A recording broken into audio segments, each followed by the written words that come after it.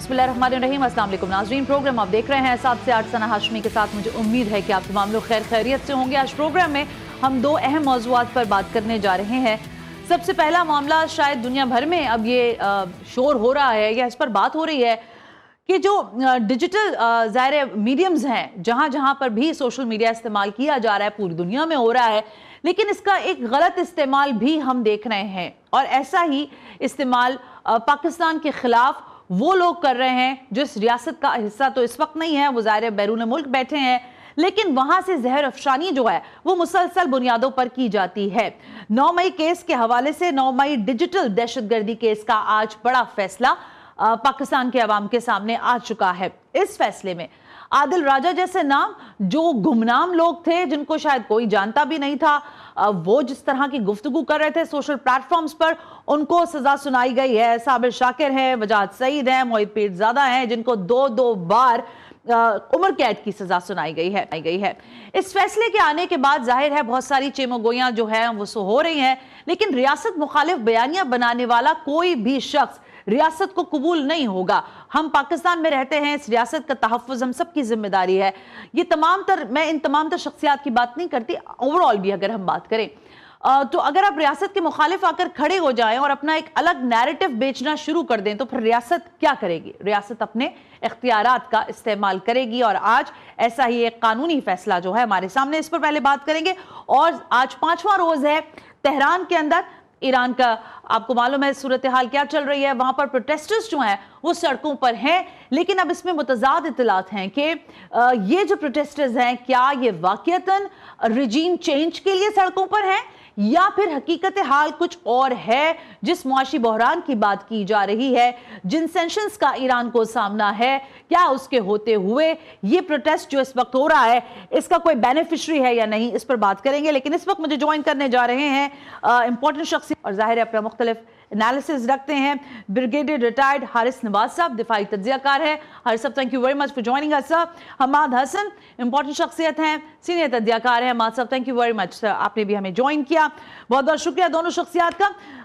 मैं हारिस साहब आपकी तरफ पहले आना चाहूंगी, फरमाइएगा कि ये जो फैसले आ रहे हैं 9 मई केसेस के हवाले से, उसमें बुनियादी तौर पर ये नुक्ता है कि आज जो ये डिजिटल दहशतगर्दी के मामले पर जिस तरह का फैसला आया है, आपको लगता है कि ये एक आई ओपनर है आज के भी हालात में, जबकि सोशल प्लेटफॉर्म्स को पाकिस्तान मुखालिफ बयानिए के तौर पर जो लोग इस्तेमाल कर रहे हैं उनके लिए?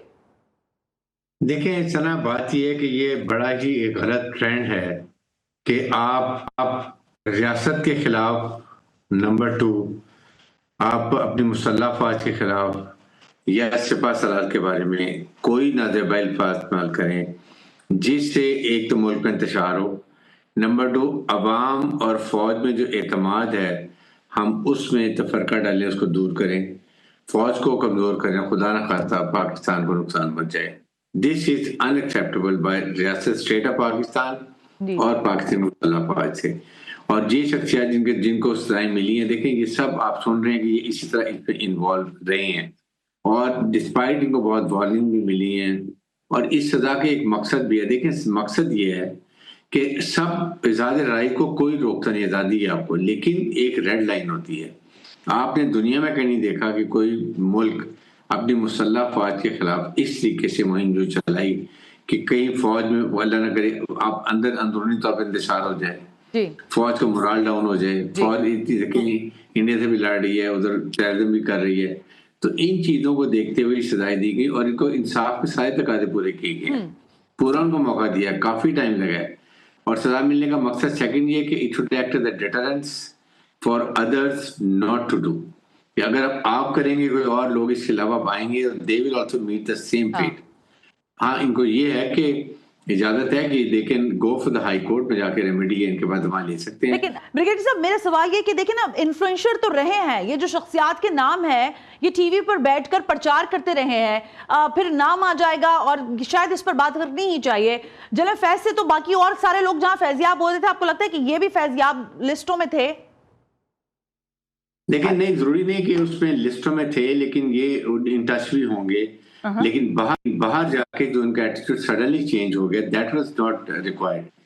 और वो अनएक्सेप्टेबल इसलिए कि देखिए आप इंडिया के बयानिया क्या है, कि फौज और अवाम में जो इत्तेमाद है, फिफ्थ जनरेशन में यही होता है ना, वो कॉन्फिडेंस को आप ब्रेक करें, फौज को अवाम से दूर करो, फौज को कमजोर करो और लिबिया, सीरिया, इराक की तरफ अपने मकासद पूरे करो।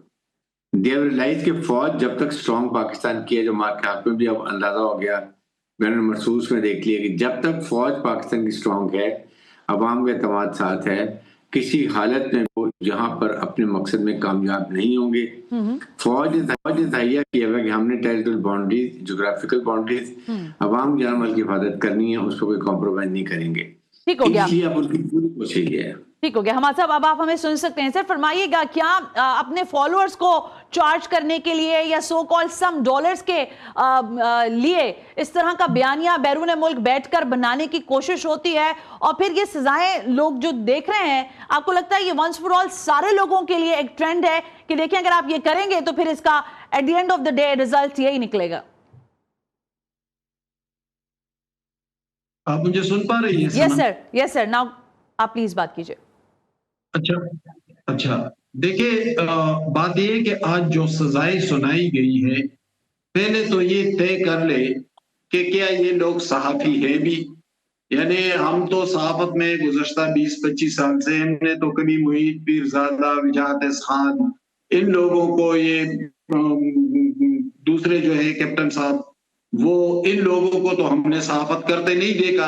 अलबत्ता शाहीन सहबाई साहब डान से वाबस्ता थे, वो सहाफत कर रहे थे। लेकिन सवाल ये है कि इन लोगों को किसने सहाफत का लिबादा पहनाया और किन मकासद के लिए पहनाया था। यही विजात खान मुंतखब वज़ीर आज़म के प्राइम मिनिस्टर हाउस में जाकर टबों में लेटता था और वहां से वीडियोस बनाकर मुंतखब वज़ीर आज़म के खिलाफ गलीज़ प्रोपेगेंडा करता था। ये मुईद पीरजादा और ये सारे लोग लगे हुए थे, तो इनको किसकी आशीर्वाद और किसकी प्रोटेक्शन हासिल थी? एक सवाल ये भी होना चाहिए। अलबत्ता जो फैसला आया है, तो जो लोग जेन्युइन सहाफत करते हैं, जो प्रोफेशनल सहाफी है, वो इसकी मुखालिफत हरगिज़ नहीं करेंगे।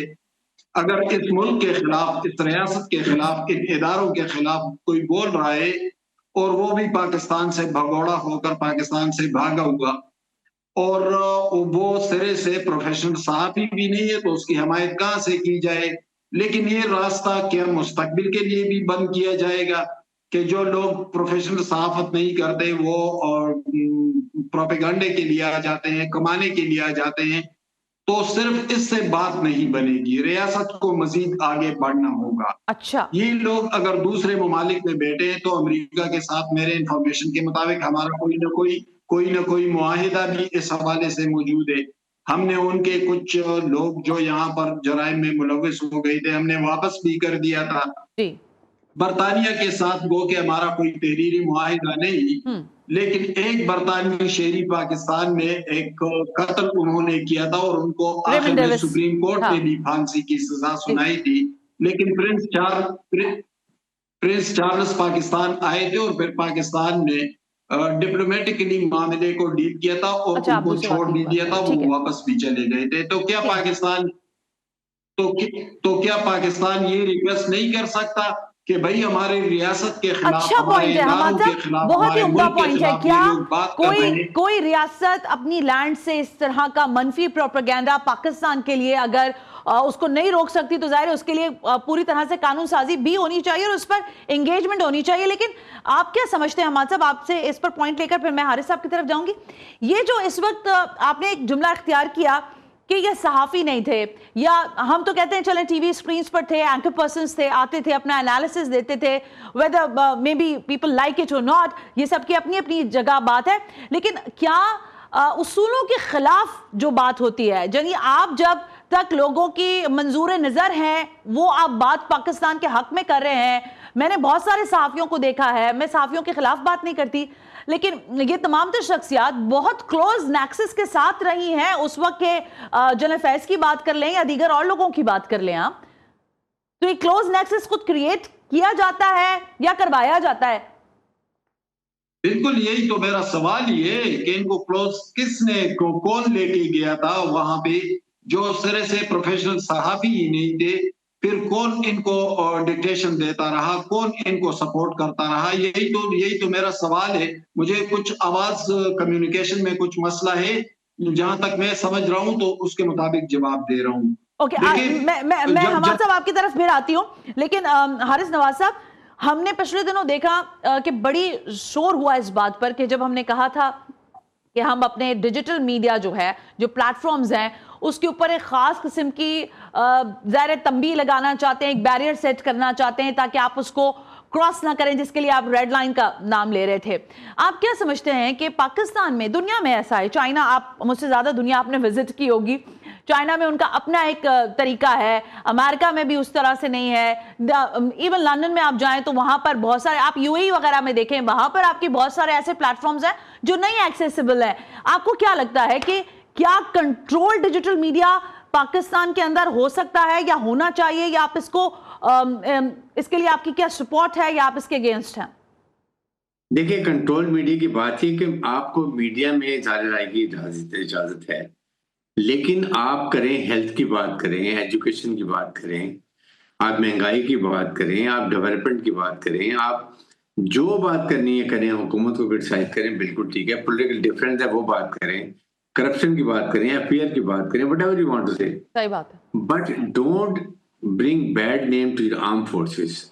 आपको पता है कि इस वक्त हाइब्रिड वॉर में टारगेट कौन है? इट इज मुसल्लह अफवाज, क्योंकि एनिमी ने ये देखा हुआ है कि हमारे फौज बहुत स्ट्रांग है, commanded by a professional field martial.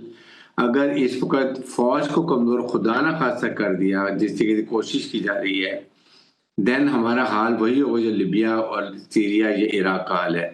उन्होंने रियलाइज कर लिया, मार के हक के बाद तो और मुझे यकीन हो गया कि ट्रम्प ऑनेस्टली परेशान है कि पाकिस्तान ने 7 से 8 गुना दुश्मन को किस तरह कुछ घंटों के अंदर आपने शिकस्त दे दी, तो जिससे पाकिस्तान का स्टैचर स्काई हाई हो गया है।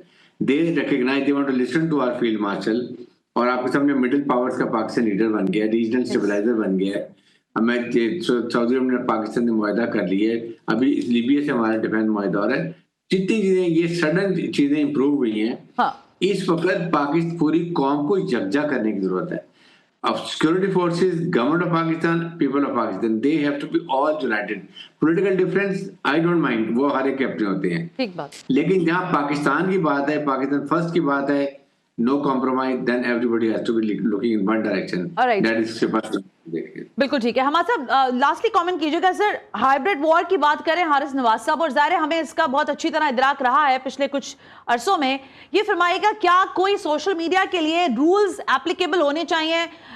किसी हद तक तो हम इजाज़त दे सकते हैं, शख्सी आज़ादी की हम बात करते हैं, फ्रीडम ऑफ स्पीच की बात करते हैं, लेकिन क्या फ्रीडम ऑफ स्पीच का मतलब यह है कि आप अपने प्राइम इंस्टीट्यूशन को क्वेश्चन करना शुरू करें, और अगर उन क्वेश्चंस के अंदर आप जाहिर है एक ऐसा एलिमेंट लगाने की कोशिश करें जिसमें आप डिवाइड पैदा करें, क्या उसकी इजाजत इसको फ्रीडम ऑफ स्पीच के जुमरे में आएगी या नहीं?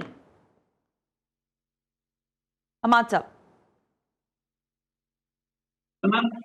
सना, आपके सवाल को जहां तक मैं समझा हूँ, कम्युनिकेशन का प्रॉब्लम है, तो जहां तक मैं समझा हूँ जी सर, तो आप आजादी इजहार राय और सोशल मीडिया के हवाले से सवाल कर रहे हैं। देखिए, मैं तो मुसलसल इस पर मीडिया में बात करता रहता हूँ। देखिए, पहले जब सहाफती इक़दार होते थे तो एक रिपोर्टर आता था, वो पैदल भी जाता था बेचारा, मोटरसाइकिल पे भी जाता था, तभी इधर से तक रिपोर्टिंग करता था, डेस्क पे आता था, एडिटोरियल पे जाता था, एक पूरी तरह तरबियत उनकी हो जाती थी। सोशल मीडिया ने ये ज्यादती की कि एक आदमी ने बस कैमरा लिया, मोबाइल, और आकर उस पर बैठ गया और तबसरे करने लगा। वो न सहाफत एथिक्स को जानता है, न उसकी तारीख को जानता है, न हसासियत को जानता है, न जर्नलिस्टिक एथिक्स को जानता है, और वो शुरू हो जाता है। इन्हीं लोगों को 2011 के बाद सहाफी बनाकर भी लाया गया, रियासत की तरफ से भी उनको सपोर्ट मिली। बात यह है कि हमने हर जगह अगर कवानीन बनाए हैं तो फिर सहाफत के लिए कवानीन क्यों नहीं है? क्या जरूरी नहीं है कि एक सहाफी का ट्रैक रिकॉर्ड देखा जाए कि रिपोर्टिंग कितने अरसा की है, डेस्क पे कितना काम किया है, आर्टिकल्स कितने लिखे हैं, इसमें स्टोरीज कितने की है, कितनी सही साबित हुए, उसके बाद उसको एक लाइसेंस जारी की जाए। अगर हम डॉक्टर को लाइसेंस दे सकते हैं, अगर हम वकील को लाइसेंस दे सकते हैं, ताकि हम एक ड्राइवर को लाइसेंस देकर अपना प्रोफेशन जारी रखने की इजाजत दे सकते हैं, तो फिर सहाफत पर ये क्यों लागू नहीं होता? फिर क्यों आदमी आकर साहबी बैठा हुआ है, ठीक हो गया, जो ही उसके मिजाज बिल्कुल ठीक है, but I am short of time. Hammad साहब, बिल्कुल आपका ओपिनियन आया, thank you very much sir, बहुत बहुत शुक्रिया। के खिलाफ भी बात करने लगता है, इदारों के खिलाफ भी बात करने लगता है, और वो फिर बन जाता है। दुरुस्त बात है। हमाद साहब, thank you very much sir, आपने अपना कीमती वक्त हम तक हमारे साथ शेयर किया। ब्रिगेडियर रिटायर्ड हारिस नवाज साहब, आपका भी बेहद शुक्रिया। जो मीडिया पर्सन्स हैं, ज़ाहिर है जब हम बात करते हैं उन शख्सियात की जो टेलीविजन पर आकर गुफ्तगू करते हैं, तबसरे, तज्जिए, एंकरिंग करते हैं, तो ज़ाहिर है वो बहुत ही अहम लोग होते हैं, उनकी अपनी एक स्क्रूटनी होती है, उनकी अपनी एक जर्नी होती है और हम उसको रिगार्ड करते हैं।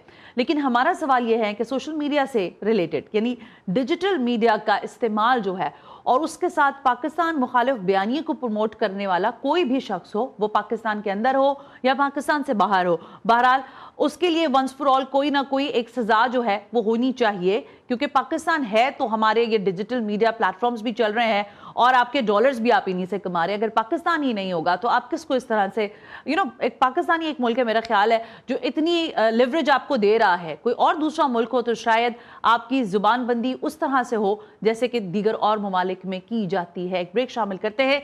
ईरान के अंदर अमेरिका फिर इंटरवीन करने की कोशिश कर रहा है, क्या वो ऐसा कर पाएगा या नहीं, इस ब्रेक के बाद।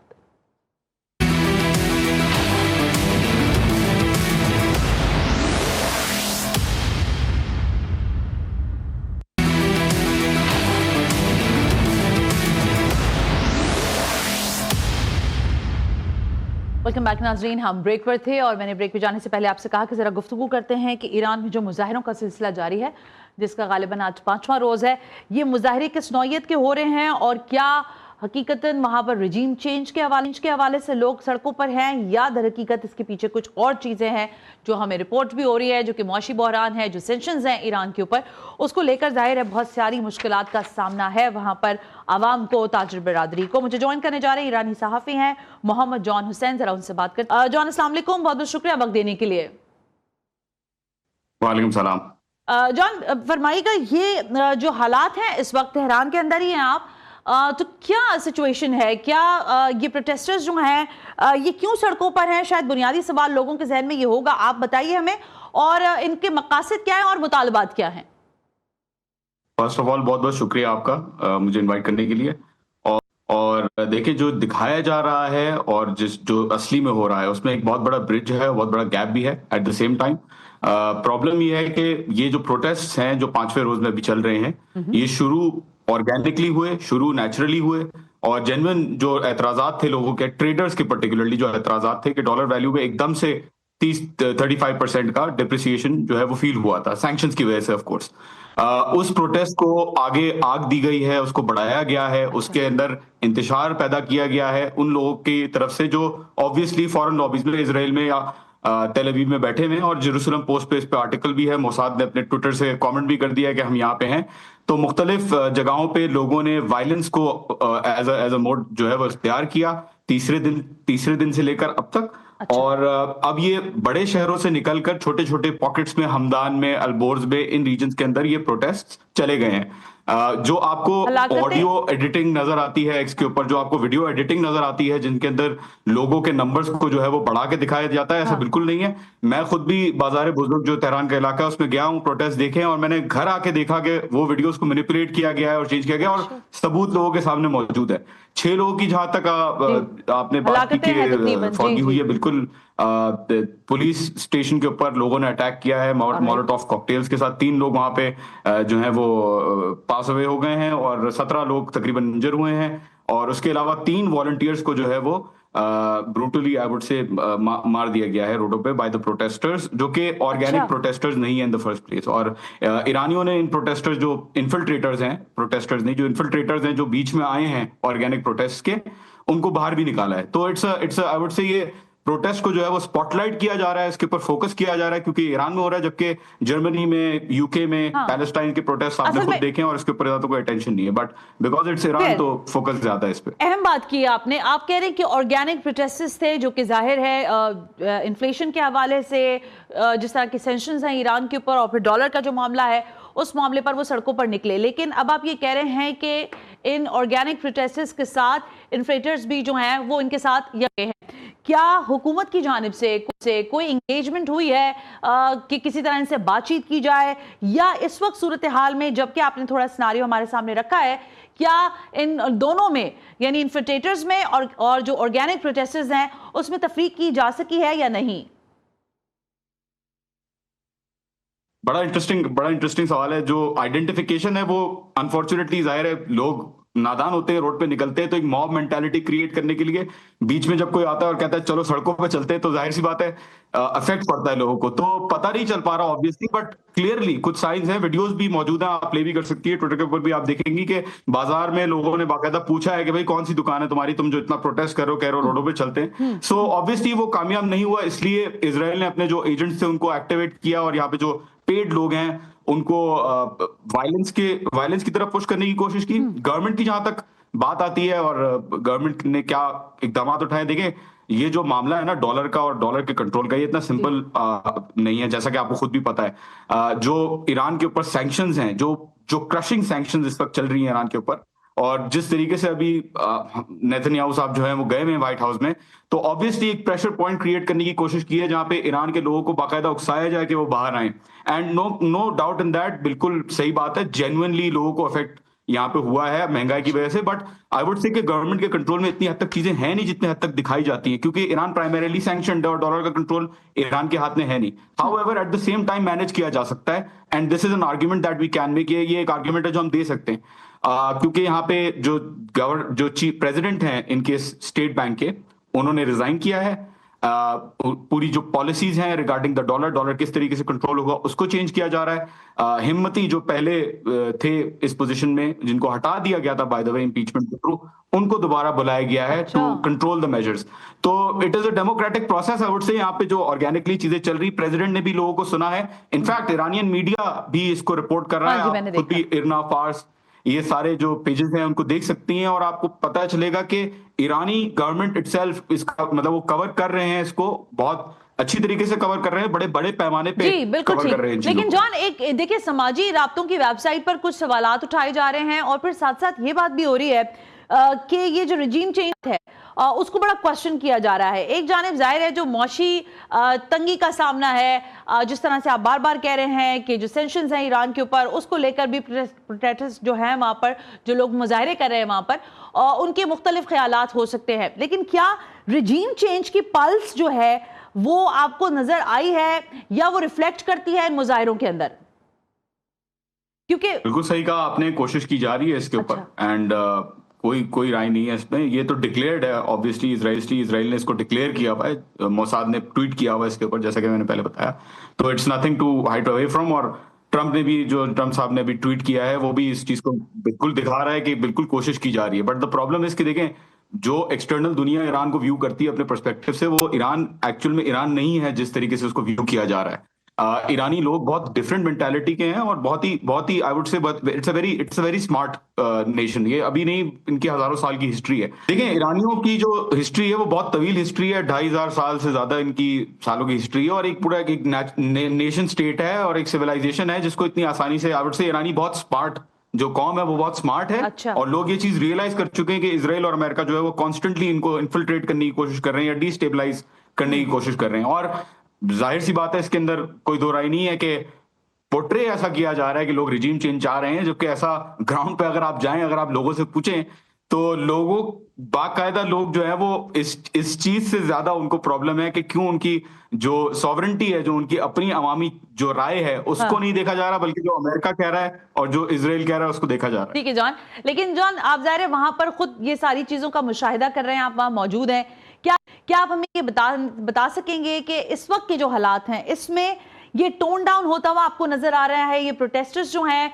क्या इनसे डायलॉग होगा, बातचीत होगी, या आपको लगता है कि ये एजिटेशन की तरफ मजीद जा सकता है? इस वक्त के हालात में आपको, आपका तबसरा क्या है, आपका एनालिसिस क्या है ग्राउंड रियलिटीज को देखते हुए? जॉन, ये बड़ा मुश्किल सवाल है कि टोन डाउन होगा या नहीं, क्योंकि देखें वायलेंस मतलब उसका कोई प्रिडिक्टेबिलिटी नहीं है कि किस तरीके से कहीं से भी कोई आके अगर कोई अटैक करना चाहे तो किस तरीके से करेगा। ईरान ने जो आई वुड से जो स्टांस लिया है ईरानी गवर्नमेंट ने, वो बड़ा सॉफ्ट स्टांस लिया है। आपने खुद भी वीडियोस में देखा होगा। ऑब्वियसली एक दो जगह पे शायद आपको शेलिंग नजर आई होगी, लेकिन कोई arrest as such mass arrest नहीं हुए प्रोटेस्टर्स के ऊपर। टारगेटेड अरेस्ट हुए हैं, बट कोई इस चीज का इम्कान नहीं है। लोगों ने पुलिस ने इस वक्त यहाँ पे पकड़े हैं कुछ लोग। दो जगहें ऐसी हैं जहाँ पे मोलोटोव कॉकटेल्स, होममेड वेपन्स बनाए जा रहे थे, और बाद में ये भी पता चला कि वो लोग जो थे वो फॉरेन इन्फ्लुएंस थे। तो अभी कह नहीं सकते कि किस तरीके से इसको आगे वायलेंस को और बढ़ाया जाएगा या कम किया जाएगा, बट नेचुरली जो लोगों का स्टांस है वो वायलेंस की तरफ नहीं है। नेचुरली ये प्रोटेस्ट जो है वो पीसफुल प्रोटेस्ट है और एक सिंगुलर इकोनॉमिक इशू के ऊपर बेस्ड है, ना कि किसी एक पॉलिटिकल या सोशल रियलिटी के ऊपर। बहुत बहुत शुक्रिया मोहम्मद जॉन हुसैन हमसे गुफ्तगू करने के लिए। ब्रेक का कहा जा रहा है, ब्रेक से वापस आते हैं तो जरा आज की दोनों स्टोरीज के ऊपर तबसरा भी लेते हैं कि क्या ये दोनों स्टोरीज जो जाहिर है एक जानिब ईरान के मामला हैं उस पर, और फिर जो डिजिटल दहशतगर्दी वाला मामला है इस पर हमारे तज्जियाकार क्या कहते हैं इस ब्रेक के बाद।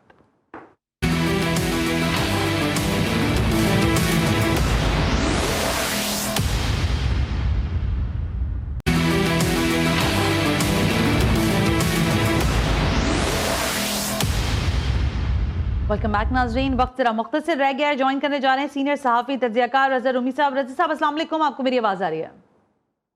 जी बहुत शुक्रिया, pleasure to be here. Thank you very much sir. Raza साहब ये फरमाइएगा, ज़रा आपसे लंबी गुफ्तगू करनी थी लेकिन वक्त कम है, ये फरमाएं कि ये जो आज फैसला आया है जो कि जाहिर है 9 मई डिजिटल दहशतगर्दी का केस था, इस फैसले को आप किस नज़र से देखते हैं और ये कितना अहम है और इसके क्या असरात होंगे मुस्तकबिल पर?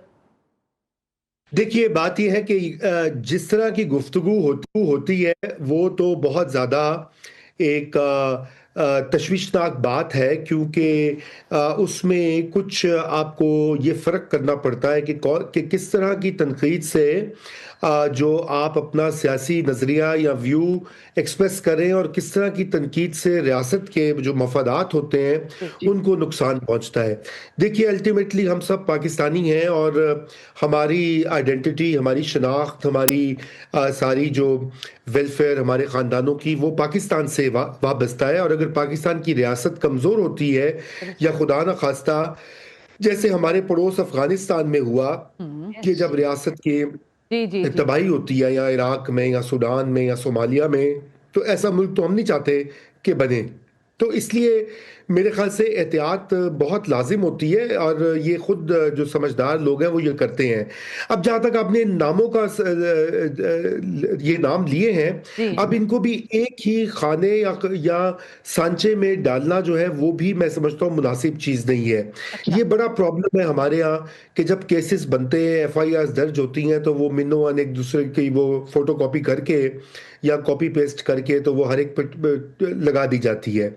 कुछ लोग इनमें हैं ऐसे जो कि यकीनन बहुत सी लाइंस क्रॉस करते हैं, कुछ ऐसे नहीं है जो और कुछ ऐसे हैं कि जो बिल्कुल एक तरह से डाइसेंट करते हैं या तनकीद करते हैं, तो इनके केसेस भी अलग तरीके से डील करने चाहिए।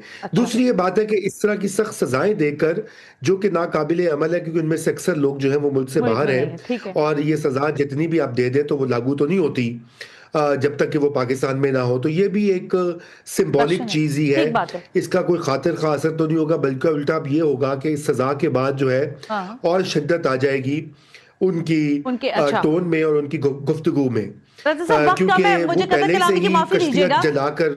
रज़ा साहब I am really sorry sir, ये फरमाइएगा कि मैं जरा बिल्कुल चेंज कर रही हूँ टॉपिक को, लेकिन आपसे ओपिनियन लेना जरूरी है।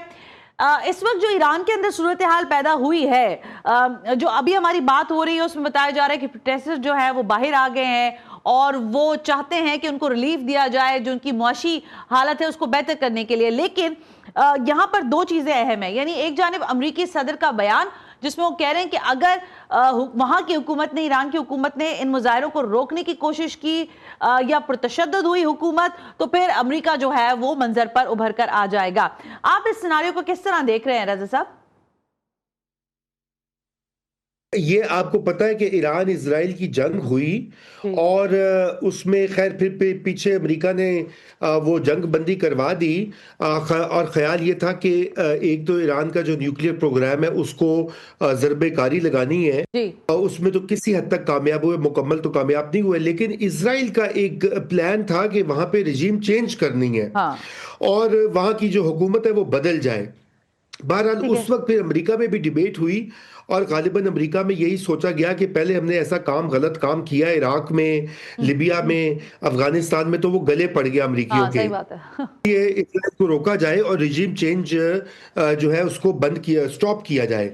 लेकिन ये अब ये जो मुजाहरे हो रहे हैं, देखें इनमें हलाकतें भी हो गई हैं। अभी मैंने जो आप बात करी थी तो आपके शो से पहले मैं देख रहा था कि वहां पे तो 6 लोग जो है वो हलाक हो गए हैं बदकिस्मती से। मुजाहिरीन जो है वो सिक्योरिटी फोर्सेस और प्रोटेस्टर्स के दरमियान, तो ये अच्छी चीज नहीं है। अब सवाल ये पैदा होता है, देखिए ईरान में माशी तकालीफ तो बहुत है क्योंकि वहां पे पाबंदियां लगी हुई हैं, सैंक्शंस लगी हुई हैं, दवाइयों की कीमतें बहुत ऊपर गई हैं और जो लोगों को रोजगार और अपनी जिंदगी चलाने में मसला आ रहा है।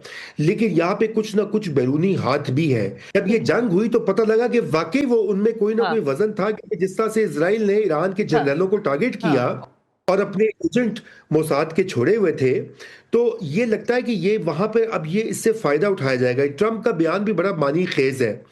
अगर ईरान की हुकूमत इतनी कमजोर नहीं है मुजाहिरों से या इस तरह से वो गिर जाएगी, लेकिन इस लेवल पे अभी जो है इसके ऊपर ये मैनेज शायद कर लेगी ईरानी गवर्नमेंट।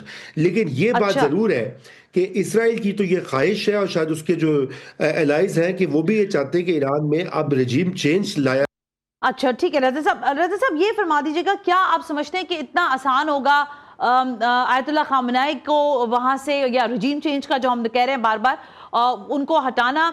और दूसरा अहम नुकता ये कि मैं पिछले कई दिनों से मॉनिटर कर रही हूँ, इंडियन टीवी भी जो है वो रिजीम चेंज के हवाले से ईरान के अंदर बहुत ज्यादा डिटेल्ड बातें बता रहा है।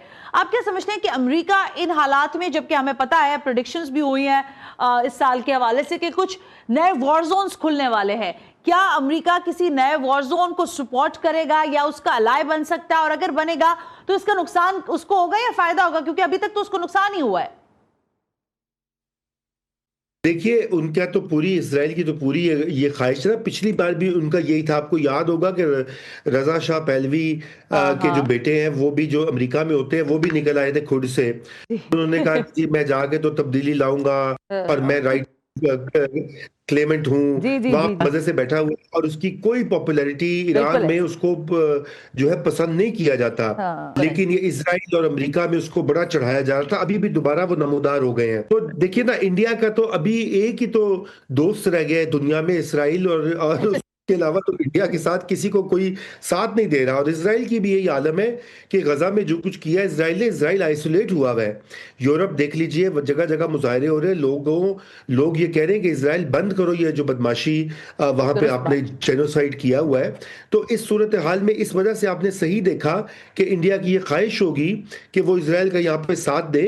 लेकिन मेरे ख्याल से इंडिया का से ज्यादा तो यहाँ पे अमेरिका का रोल है कि अमेरिका जो है वो क्या करता है आने वाले दिनों में। क्या सदर ट्रंप वाकई में जो है कोई इंटरवीन करेंगे, वो कैसे इंटरवीन कर सकते हैं, ये भी देखने की बात है। उसकी वजह ये है कि इसमें जो कलीदी रोल है वो तो पाकिस्तान जैसे ममालिक का है ना, या दूसरी साइड पे अजरबैजान है। तो पाकिस्तान की इसमें बड़ी अहम पोजीशन होगी अगर वहां पे ये मामला आगे खराब होता है, क्योंकि पाकिस्तान अगर चाहेगा, अगर पाकिस्तान न्यूट्रल रहेगा तो फिर ये काम नहीं हो पाएगा। इंडिया का तो बॉर्डर नहीं लगता ईरान के साथ, वो हमारा ही लगता है बॉर्डर ईरान के साथ। और अफगानिस्तान दूसरा कॉन्डुइट है, अफगानिस्तान भी नहीं कोई ज्यादा ये करेगा। तो मेरे ख्याल से ये देखने वाली बात है, लेकिन है ये तशवीशनाक।